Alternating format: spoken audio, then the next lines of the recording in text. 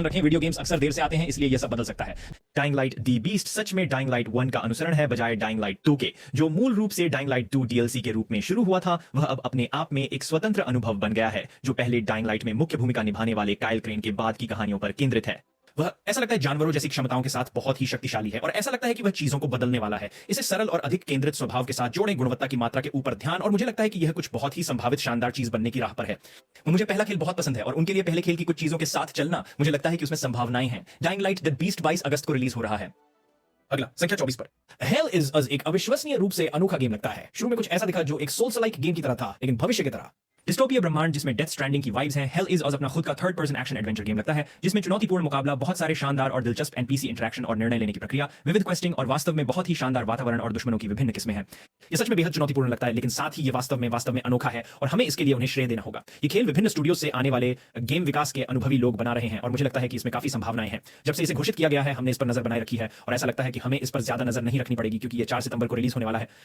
अब नंबर 23 पर उस खेल का उल्लेख करते हैं जिस पर मैं लंबे समय से नजर रख रहा हूं, वो है किंग मेकर्स। ये खेल पहले खुलासे के साथ वायरल हुआ था, क्योंकि मूल रूप से ये बड़े मध्ययुगीन युद्ध थे, लेकिन आप सिर्फ एक बंदूक और एक पिकअप ट्रक के साथ बीच में हैं।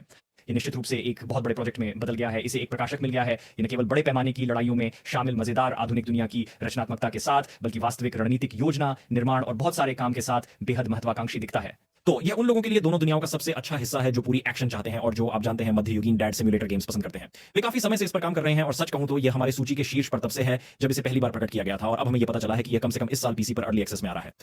अगला नंबर 22 पर ज़ॉम्बीज बॉर्डरलैंड्स 4 है। ये वापस आ गया है जैसे कि एक पूरी नई माहौल और सेटिंग के साथ, और मुझे लगता है कि वे इस बार कुछ अच्छा करने वाले हैं। बॉर्डरलैंड्स 3, जबकि आप जानते हैं आमतौर पर बॉर्डरलैंड्स के प्रशंसकों द्वारा पसंद किया गया था, उतनी बड़ी हलचल नहीं थी जितनी हो सकती थी, और बॉर्डरलैंड्स 4 वैसा लग रहा है। जैसा मैंने कहा, सेटिंग में बदलाव, लेकिन साथ ही बहुत सारे नए मूवमेंट ऑप्शंस और बस बहुत ज्यादा लचीलापन, और जाहिर है कि एक तरह से रिवैम्प्ड हास्य और लेखन जो दूर तक जा सकता है।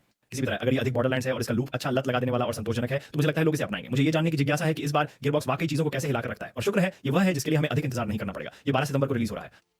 अगला नंबर 21 पर हमारे पास ARC राइडर्स है। ये पीवीपी एक्सट्रैक्शन शूटर है। हाँ, आपने इनमें से कई के बारे में सुना होगा, लेकिन ऐसा लगता है कि ये लोगों के बीच वास्तव में लोकप्रिय हो रहा है। सबसे पहले ये थर्ड पर्सन है, जो मुझे बहुत पसंद है। ये एक अच्छा दृष्टिकोण है, लेकिन इसके साथ ही यह अद्भुत पर्यावरण डिजाइन, कला डिजाइन, चरित्र डिजाइन, तकनीक डिजाइन, दुश्मन डिजाइन लेकर आता है। ये सब कुछ बेहद अनोखा दिखता है, और जैसा मैंने कहा, लगता है कि वे इस बार वास्तव में कुछ खास कर रहे हैं। इसे जिस तरह से किया गया है, उन्होंने इसे फिर से नया बनाया है। आप जानते हैं उन्होंने इस पर काफी समय लगाया है, उन्होंने इसे वास्तव में जल्दबाजी में नहीं किया है, और अब तक अल्फा और बीटा के लिए प्रतिक्रिया बहुत सकारात्मक रही है। खासकर जब अब आप जानते हैं कि अन्य बड़े एक्सट्रैक्शन शूटर चीज इस वर्ष नहीं आ रही है बंजी के मैराथन के मामले में, मुझे लगता है कि ARC रेडर्स वास्तव में आकर ध्यान खींच सकते हैं।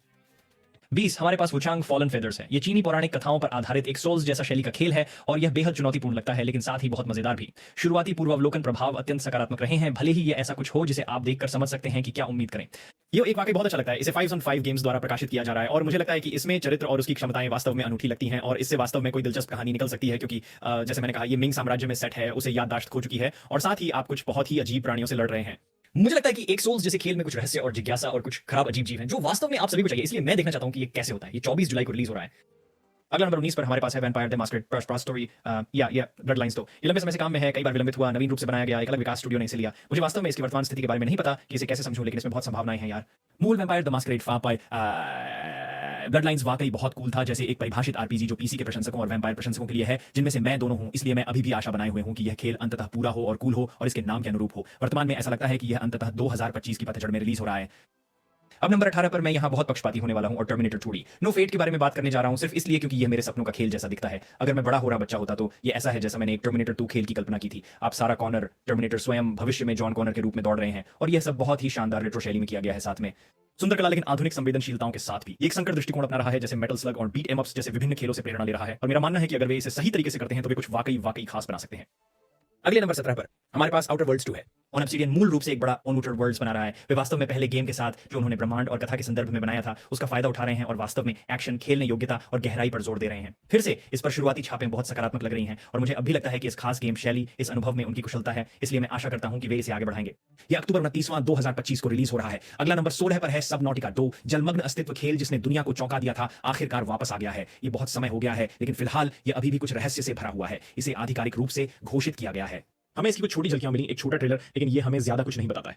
फिर भी इसमें बहुत संभावनाएं हैं, क्योंकि जैसा कि मैंने कहा, मूल खेल बहुत अच्छा था, लेकिन उसके बाद लॉन्च समर्थन और जिस तरह से समुदाय ने इसे अपनाया वो और भी बेहतर था। तो अगर ये सब फिर से दूसरे खेल के साथ हो सकता है, तो ये समुद्री उत्तरजीविता स्वर्ग की तरह एक आदर्श मेल हो सकता है। फिलहाल हमें पहले से ही पता है कि यह 2025 में किसी समय अर्ली एक्सेस में रिलीज हो रहा है।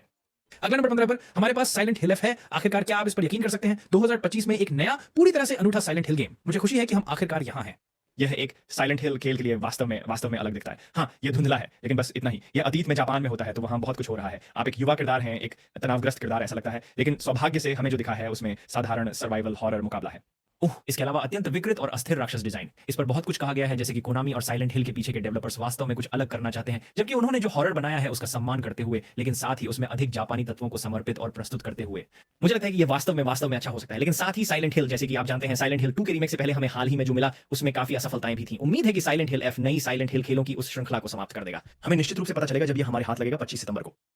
इसके बाद संख्या 14 पर यह है अंतहीन meme hollow night silk song. हाँ, ऐसा लग रहा है कि हॉलो नाइट सिल्क सॉन्ग 2025 में रिलीज हो रहा है। कम से कम हमें कुछ ऐसा ही पता चला जब ये एक एक्सबॉक्स इवेंट में था और ये दिखाया कि यह 2025 में गेम पास पर आ रहा है। इस पर ज्यादा जानकारी नहीं है और ये बदल भी सकता है। इसके अलावा ये खेल अभी भी काफी हद तक शांत है, लेकिन ये अद्भुत 2D गहन चुनौतीपूर्ण मेट्रोइडवानिया खेल हॉलो नाइट का अनुसरण है, तो अभी भी समय है। यदि आपने इसे नहीं खेला है तो आपको जरूर खेलना चाहिए, लेकिन उम्मीद है हम वास्तव में इस साल सिल्क सॉन्ग देखेंगे। अगला संख्या 13 पर हमारे पास सोनिक रेसिंग क्रॉस वर्ल्ड्स है। वे इसके साथ पागल हो रहे हैं। सोनिक रेसिंग अच्छी है, लेकिन ऐसा लगता है कि वे यहाँ बहुत ज्यादा मेहनत कर रहे हैं। आप हवा में हैं, आप पानी में हैं, आप आसमान में ऊंचा उड़ रहे हैं। कई नए पात्र हैं, दृश्य काफी शानदार दिखते हैं और मुझे लगता है ईमानदारी से सोनिक सबसे अच्छा तब होता है जब वे इसके साथ बहुत मजे कर रहे होते हैं और इसे बहुत गंभीरता से नहीं लेते। 24 ट्रैक होंगे, आप 15 क्रॉस वर्ल्ड्स में वार्प करेंगे और सोनिक की विरासत से 23 सोनिक पात्र होंगे। स्प्लिट स्क्रीन विकल्प है, मल्टीप्लेयर विकल्प है और याकुजा से इचिबान एक चरित्र है और मुझे वास्तव में ये बहुत पसंद है। ये बहुत मजेदार होने वाला है। ये 25 सितंबर को रिलीज हो रही है। अगले नंबर 12 पर painkiller PC first person shooter classic, जिसे मैंने काफी पसंद किया, अब वापस आ रहा है कूल नैरेटिव एक्शन पर अधिक जोर देकर। मैंने इसकी पूरी उम्मीद नहीं की थी, लेकिन जो हमें यहां मिला वह काफी अच्छा लग रहा है। सौंदर्यात्मक रूप से अलग, लेकिन पागलपन भरे ऊट पटांग राक्षस, विचित्र वातावरण, लेकिन सबसे महत्वपूर्ण तेज अव्यवस्थित फर्स्ट पर्सन शूटिंग।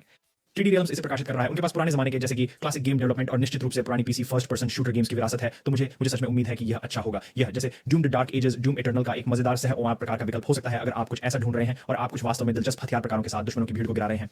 मुझे नहीं पता यार, इस पर फैसला अब तक नहीं हुआ है। मैं जैसे 1000% विश्वास नहीं कर रहा हूं, लेकिन मैं देखने के लिए उत्सुक हूं कि आगे क्या होता है। ये 9 अक्टूबर को रिलीज हो रही है। अगले नंबर 11 पर निंजा गाइडेन रेसबाउंड। ये पुराने समय के क्लासिक शैली निंजा गाइडेन खेलों का पुनरुत्थान है। बेहद चुनौतीपूर्ण, बेहद सघन। कल्पना करें कपहेड की, लेकिन आप एक निंजा के रूप में खेल रहे हैं। यहाँ की पुरानी शैली की ग्राफिक्स बिल्कुल सुंदर है, गेम प्ले कसकर और प्रतिक्रियाशील है और संगीत कुछ मूल संगीतकारों के लौटने के साथ बिल्कुल शानदार है। तो वे वास्तव में पुराने स्कूल के रेट्रो स्टाइल और चुनौतीपूर्ण गेम प्ले को समझते हैं। मुझे इस खेल का प्रीव्यू संस्करण खेलने का मौका मिला और मैं इससे प्रभावित हुआ, इसलिए मैं उम्मीद कर रहा हूं कि खेल का अंतिम संस्करण पुराने जमाने के निंजा गाइडेन प्रशंसकों और नए प्रशंसकों के लिए भी बेहतरीन हो। अभी के लिए निंजा गाइडेन रेसबाउंड 31 जुलाई को रिलीज हो रहा है।